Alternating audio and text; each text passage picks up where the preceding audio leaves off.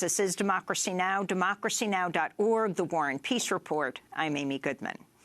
2 weeks after the mass school shooting in Parkland, Florida, that left 17 people dead, 14 students and 3 teachers, President Trump appears to have broken with the NRA and his Republican colleagues.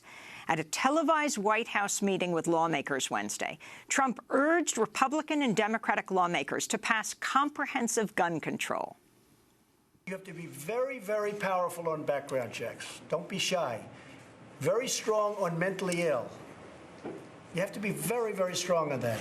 And don't worry about bump stock. We're getting rid of it where it'll be out. I mean, you don't have to complicate the bill by adding another 2 paragraphs. We're getting rid of it. I'll do that myself because I'm able to. Fortunately, we're able to do that without going through Congress. During the meeting, President Trump accused Pennsylvania Republican Senator Pat Toomey of being afraid of the NRA. Think of it. You can buy a handgun. You can't buy one. You have to wait till you're 21. But you can buy the kind of weapon used in the school shooting at 18. I think it's something you have to think about. Would you sign that? So I'll tell you what, I'm going to give it a lot of consideration, and I'm the one bringing it up, and a lot of people don't even want to bring it up because they're afraid to bring it up. But you can't buy a handgun at 18, 19, or 20. You have to wait till you're 21. But you can buy the gun, the weapon used in this horrible shooting at 18. You are going to decide. The people in this room pretty much are going to decide. But I would give very serious thought to it. I can say that the NRA is opposed to it. And I'm a fan of the NRA. I mean, there's no bigger fan. I'm a big fan of the NRA. They want to do it. These are great people. These are great patriots. They love our country. But that doesn't mean we have to agree on everything. It doesn't make sense that I have to wait till I'm 21 to get a handgun, but I can get this weapon at 18. I don't know. So I was just curious as to what you did in your bill. You don't address we didn't address it, Mr. President. Look, I think you know why? Because you're afraid of the NRA, right? No, the NRA 5 years ago. Yeah, it's a big issue right now, and a lot of people are talking about it. But a lot of people are afraid of that issue, raising the age for that weapon to 21. After the White House meeting that stunned people across the political spectrum, the NRA criticized President Trump. NRA spokeswoman Jennifer Baker said, quote, "While today's meeting made for great TV, the gun control proposals discussed would make for bad policy that would not keep our children safe. Instead of punishing law-abiding gun owners for the acts of a deranged lunatic, our leaders should pass meaningful reforms that would actually prevent future tragedies," the National Rifle Association said. Well, we're joined now by 3 guests. In Washington, D.C., Randi Weingarten is with us, president of the American Federation of Teachers. She wrote an open letter to Trump on Wednesday explaining her opposition to his push to arm teachers, which he's continuing to do. Also in Washington, D.C., Chris Brown, co-president of the Brady Campaign to Prevent Gun Violence. And here in New York, Andy Pelosi, executive director of the campaign to keep guns off campus. I want to begin with Chris Brady. I want to begin with Chris Brown, who is one of the co-chairs of the Brady campaign. The Brady campaign, of course, named for Jim Brady, who was shot in the head in the attempted assassination of Ronald Reagan. Chris Brown, what was your response to yesterday's White House meeting? Well, just after the meeting, my co-president Avery Gardner and I issued a release saying that we agree with President Trump and actually think that a comprehensive approach to the issue of gun violence is long past due, that a comprehensive expansion and support of our background check system is necessary, that we should look at the issue of the assault weapons ban, and, you know, the other issues that he embraced, we are clearly in support of, and actually legislation is pending in Congress to do all of those things.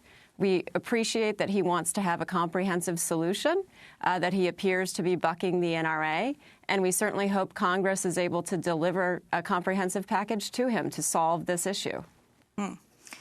Now, he still did call for the arming of teachers, and I want to go to that meeting where President Trump stood by the idea of arming school personnel. First, we must harden our schools against attack. These include allowing people with a certified training very talented people to carry firearms. And some people are going to disagree with that, and I understand that. I fully understand that. And if you do, I want you to speak up today, and we'll listen. Randi Weingarten, your response to this proposal?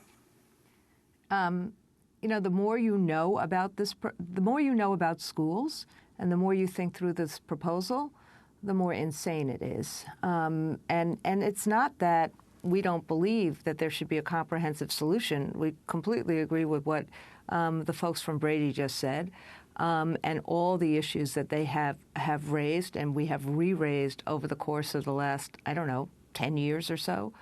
But think about what he's saying. Even prisons don't arm correction officers in the interior of a prison.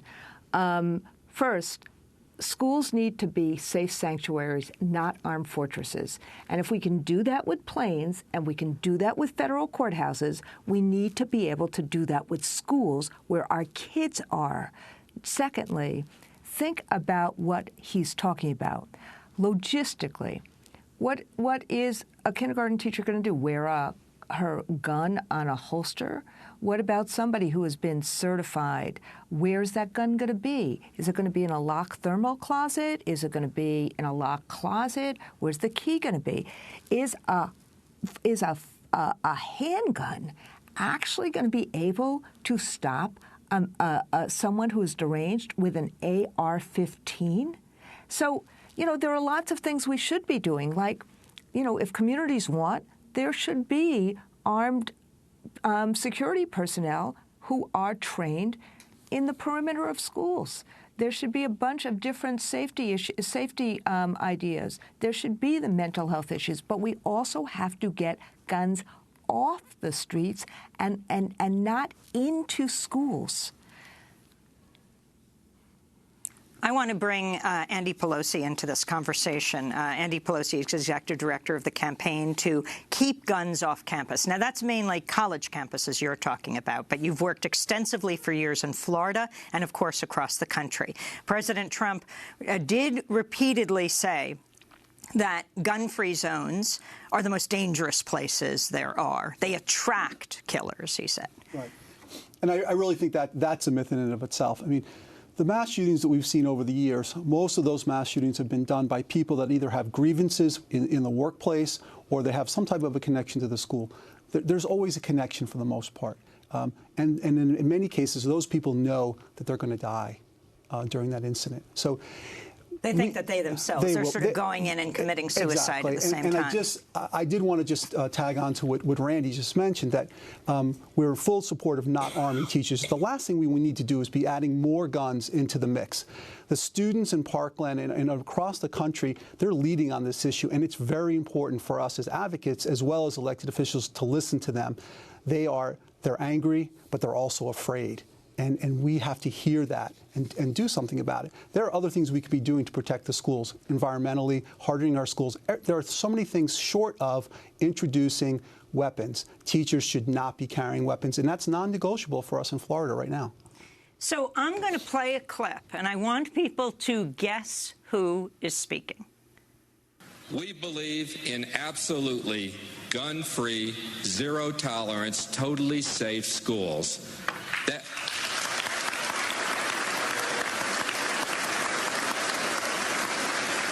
That means no guns in America's schools, period, with the rare exception of law enforcement officers or trained security personnel. Yes, that is Wayne LaPierre, head of the NRA, speaking almost 20 years ago in 1999 after the Columbine massacre, in which 13 students and one teacher were killed. That's Wayne LaPierre, Andy Pelosi. Yes, it is. And after Columbine. Saying don't arm schools. Right. And talking about the importance of gun-free zones. Right. And their solution, again, the gun lobby's solution to this problem is adding more weapons, whether it be on our streets with concealed carry permit holders or in our schools having teachers whose main job is to teach our kids. That's not the solution. And when you talk to security experts, but that's Wayne LaPierre with a completely opposite point of view. He's saying what you're saying. He was saying what we're saying, yes, 19 years ago after Columbine, yes. But he doesn't feel that way anymore. In fact, the NRA has gone after, even now, President Trump in what he has proposed.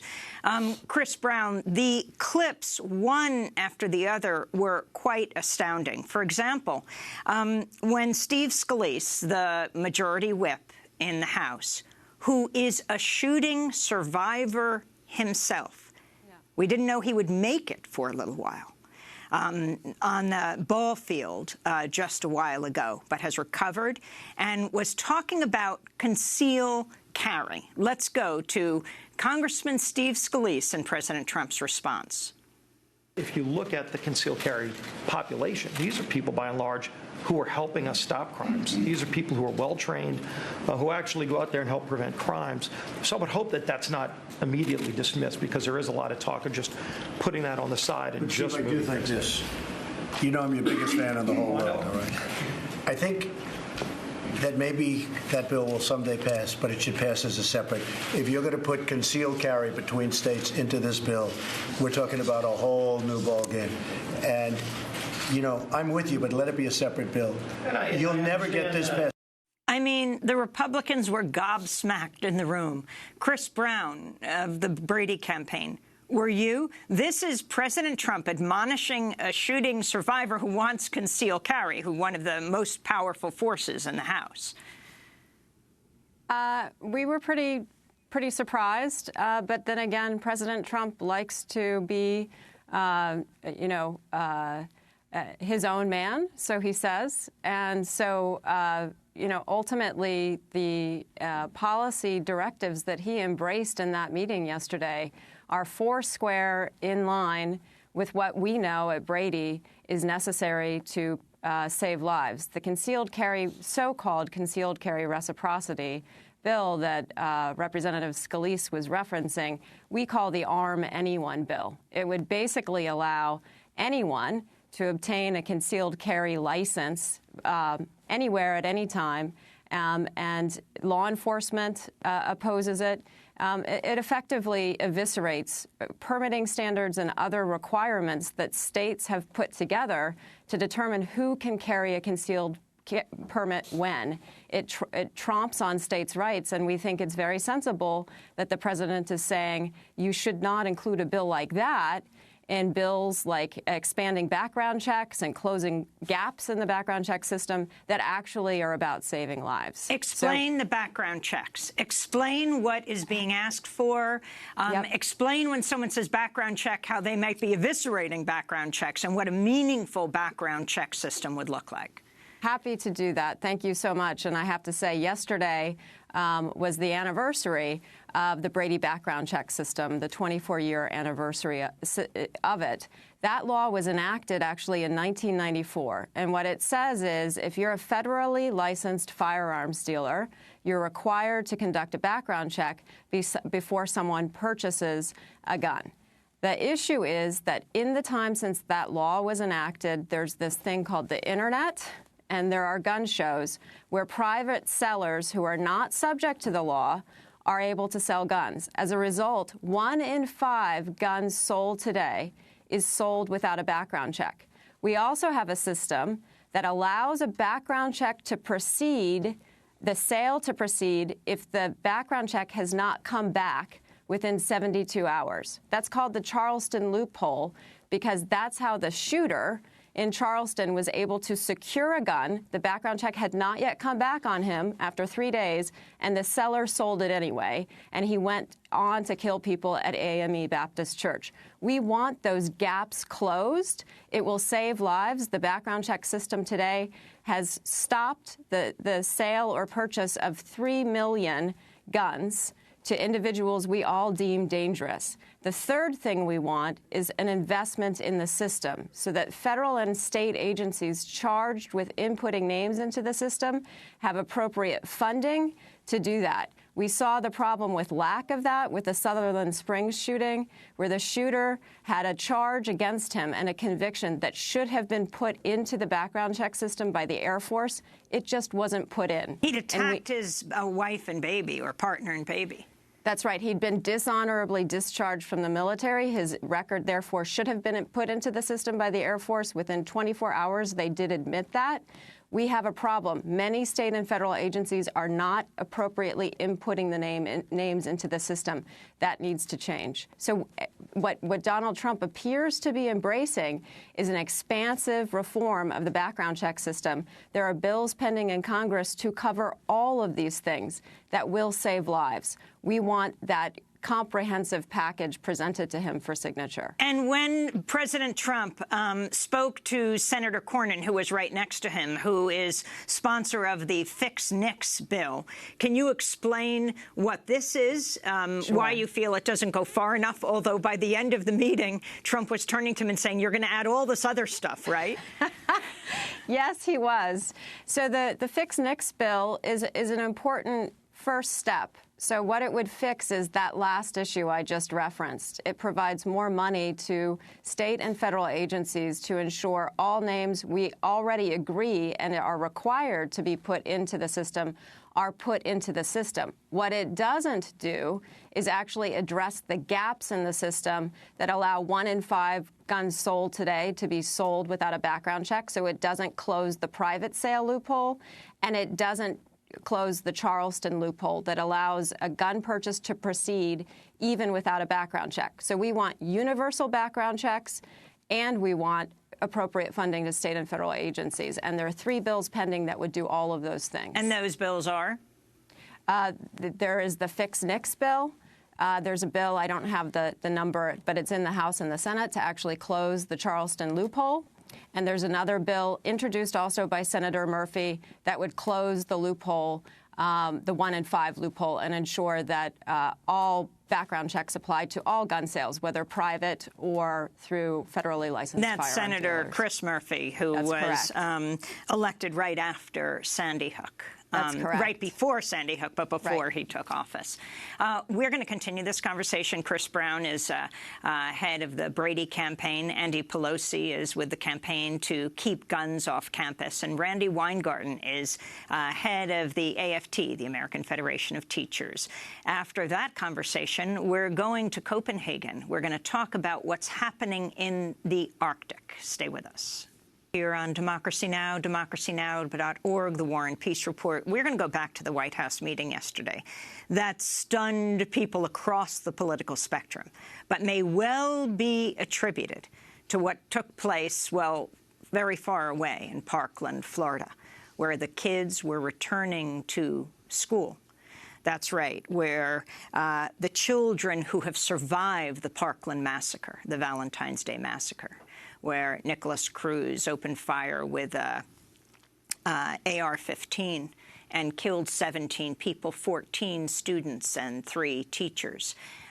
They went back. They're going back for a few hours each day, not allowed to have backpacks. They don't want them to have books. They have over 100 dogs to help them feel good in the school, many counselors. And interestingly, in the morning, they didn't go to their homeroom. They went to the room they were in, or the group of people they were with. The freshman building where the shooting happened was sealed off.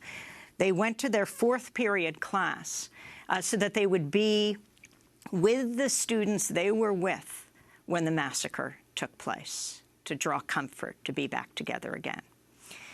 This is the pressure on the Florida legislature. This is the pressure on the White House right now. This is the pressure on Congress. These young people in mourning are also taking aim, and they haven't stopped since right after the massacre, demanding that the adults take action, that they pass legislation. They want these assault weapons out of the hands of those who could kill them. So we're going back to this White House meeting on guns, and this is President Trump speaking about how law enforcement should respond to reports about potentially dangerous individuals. Take the firearms first and then go to court, because that's another system, because a lot of times by the time you go to court, it takes so long to go to court to get the due process procedures. I like taking the guns early, like in this crazy man's case that just took place in Florida. He had a lot of firearms. They saw everything. to go to court would have taken a long time. So you could do exactly what you're saying, but take the guns first, go through due process second. Take the guns first, go through due process second. Chris Brown, head of the Brady campaign, can you respond? Well, I have to say, among the various things that he said, I found that the most surprising. We have long supported the enactment of what are called extreme risk protection laws. 5 states now have them. Embedded in every single one of those is a due process standard. And it basically allows family members and law enforcement who have an at-risk individual or see an at-risk individual, someone at risk to themselves or others, to have an expedited process and review and hearing before an order is issued. We think that's appropriate, despite that fact, actually, and the fact that due process is incorporated in every state that has now enacted these laws. The NRA has fought us tooth and nail every step of the way, saying that somehow due process is not considered. So it was with some shock that I watched Donald Trump basically say that a hearing is actually not even necessary, and that if law enforcement see guns with someone who's at risk, they should just seize them at that time. And then I wanted to turn to Democratic Congressmember Stephanie Murphy in yesterday's meeting. I have a bipartisan bill to remove the so-called Dickey Amendment, which has prevented over the last couple of decades the CDC and other federal agencies from researching gun violence. And I think that your Secretary of HHS has said he thinks we should be able to research gun violence. It's a key piece. Having facts and scientific data is a key piece in helping us address this national public health issue. And so I would hope that, we as lawmakers can have opinions about policies, but we should all have good sets of facts. And it's an easy fix. We just have to strike one sentence in the existing law to enable us to conduct the research that's much needed. Chris Brown, can you explain what this CDC reference is? Yes. Over a decade ago, a member of Congress included in an appropriations funding bill a rider, language that said that the CDC could not spend any funds actually studying gun violence prevention. Over the course of many years, that rider has been interpreted to preclude the CDC from actually spending dedicated funds associated with gun violence research. So the bill that Representative Murphy, who is elected and represents the area where the Pulse shooting occurred and defeated a 10-term incumbent, John Mica, is to actually provide funding and authorize funding for CDC research. We absolutely agree that is critical. We have a scourge, an epidemic of gun violence in this country that claims over 96 lives a day and injures hundreds more. It is a travesty that we don't actually spend significant funds understanding how best to address that issue and ensuring that researchers are appropriately funded to find the solutions to this. We have many, but research is essential, and we strongly support that bill. And now I want to turn to Senator Dianne Feinstein, who was sitting right next to President Trump. At the beginning of this meeting, when she was on one side of President Trump and Senator Cornyn, what was expected to be his ally, was on the other, she wouldn't even look at Trump, as many Democrats didn't. By the end, it was the Democrats who were smiling and supportive. Dianne Feinstein did appear surprised, or I should say that President Trump appeared surprised, that AR-15 machine guns could be purchased in stores. What do we do about weapons of war easily accessible on our streets? What you're going to have to do is discuss it with everybody, and any solution. No, it's a very complex solution. You do. You have weapons on the street. That's what we're talking about with black market. These are black market weapons. And, the problem, Diane, is that these aren't where you walk into a store and buy. These are where somebody hands you a gun and you hand them Oh, no, some you money. go into a store and you can buy an AR-15. You can. You can buy a Tech-9. I mean, you can buy all these weapons. So that's Senator Feinstein. Andy Pelosi, your response, and talk about what exactly you're calling for right now. Well, thank you. I think that, the federal assault weapons ban expired in 2004. There are 7 states that have their own bans. After the Pulse shooting in Florida in June 2016, the Florida Coalition that we're a part of called for 2 things: a ban on assault weapons in Florida and universal background checks along the lines that Chris was talking about before on the state level. After the Parkland shooting, we've renewed our call, and that call is really being led by the students. They want a state ban on assault weapons. They want actually a federal ban on assault weapons, and the public is behind this. Large numbers of people are in support of this. And these are 2 provisions that we continue to push before the Florida legislature. The legislature will be done very soon. Their proposals right now are much more watered down, quite frankly, and they include arming teachers. And what we really need in Florida are solutions that are going to reduce gun violence, and not just small proposals raising the age to 21, which is good, but it still includes the selling of assault rifles in Florida. Randi Weingarten, the Florida House Appropriations Committee in Tallahassee advanced a bill that would require sheriff's departments to offer teachers training in carrying guns in the classroom. The program would spend $67 million to establish teachers and school staff with concealed weapons. Your response to this? Again, as I said before, it's insane. And frankly, think about this, Amy. They have done this at the same time as they advanced a bill to strip teachers of their voice in schools, so that when we talk about what works and doesn't work in schools, they don't want to hear that, but they want to arm teachers and with weaponry. We want to be armed with social workers. We want to be armed with lower class size. We want to be armed with the things that we need to do to help kids.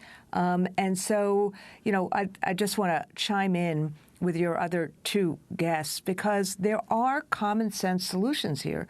We have to have the wraparound services. We need to actually think through new safety measures. One of the students said that the active shooter training actually really helped, and you watched how those teachers really helped shield kids.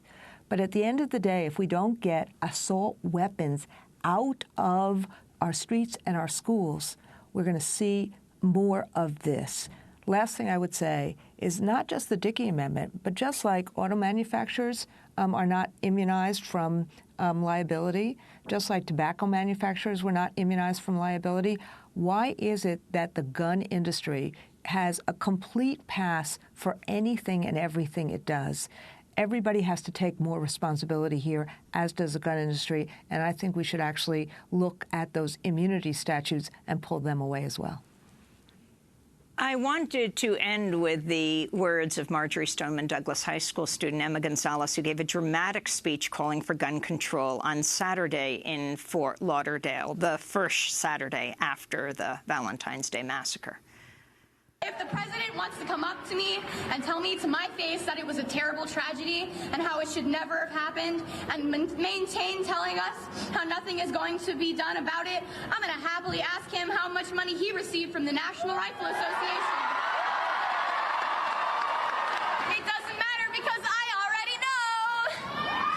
$30 million! And divided by the number of gunshot victims in the United States in the 1.5 months in 2018 alone, that comes out to being $5,800. Is that how much these people are worth to you, Trump? To every politician who is taking donations from the NRA, shame on you. So that was Emma Gonzalez, and Splinter just came out with a piece talking about what Emma Gonzalez mentioned at the beginning of her speech when she warned, I know that this looks a bit long, the paper she was holding for her speech, but these are my AP Gov notes. And she was talking about the fact and referred to and has repeatedly thanked her, her government teacher, her AP government teacher, Mr. Foster, On the day of the shooting, Foster taught the AP Gov students about special interest groups like the NAACP, American Medical Association, and the National Rifle Association. His lesson plan that day included a discussion about the Columbine and Sandy Hook school shootings, with emphasis on how every politician comes out afterward a tragedy to say the right thing about changing gun regulation. The students learned how the NRA goes to work as soon as news reporters and the public move on the next story.